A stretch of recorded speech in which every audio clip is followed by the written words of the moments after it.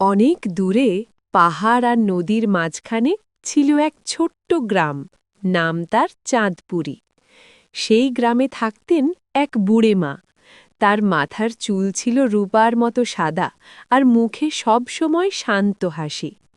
লোকেরা বলতো বুড়ি মা নাকি একসময় রূপকথার গল্পের পাহারাদার ছিলেন। বুড়িমার সঙ্গে থাকত ছোট্ট খুকি। খুকি ছিল খুব সাহসী আর কৌতূহলী। রাতে সবাই ঘুমিয়ে পড়লেও খুকির চোখে ঘুম আসত না। সে জানালার পাশে বসে চাঁদের দিকে তাকিয়ে থাকত। এক রাতে খুকি বলল, বুড়িমা, চাঁদ কি আমাদের কথা শুনতে পায়? বুড়িমা মুচকি হেসে বললেন, যারা মন দিয়ে ডাকে চাঁদ তাদের কথা শোনে। সেই রাতেই ঘটল আশ্চর্য ঘটনা। পূর্ণিমার চাঁদটা হঠাৎ জানালার কাছে নেমে এলো। চাঁদের মুখে ছিল চোখ আর হাসি। খুকি, তুমি কি আমাকে ডাকছিলে?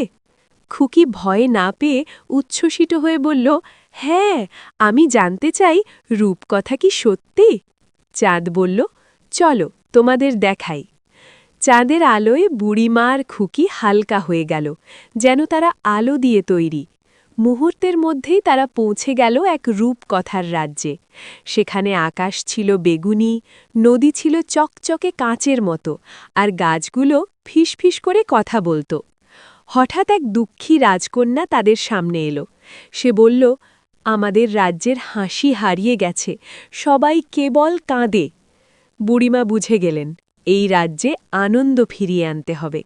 তিনি খুকিকে বললেন, মা, তুমি যা সবচেয়ে ভালো পারো তাই করো। খুকি তখন গল্প বলা শুরু করল, একটা ছোট্ট পাখির গল্প, যে অন্ধকার ভয় পেত না।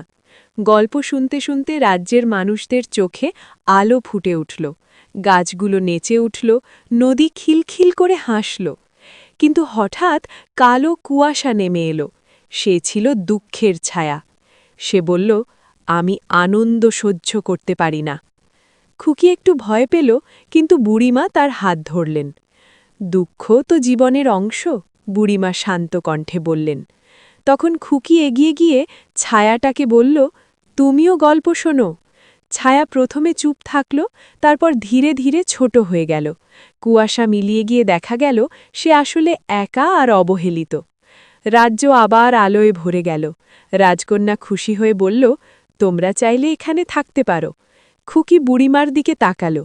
বুড়িমা বললেন, আমাদের গল্প আরও জায়গায় দরকার। চাঁদ আবার তাগের বাড়িতে ফিরিয়ে দিল।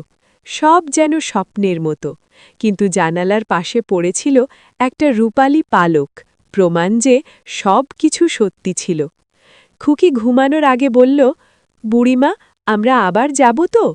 বুড়িমা হাসলেন, যতদিন তুমি গল্প ভালোবাসবে, রূপকথা তোমার পাশেই থাকবে।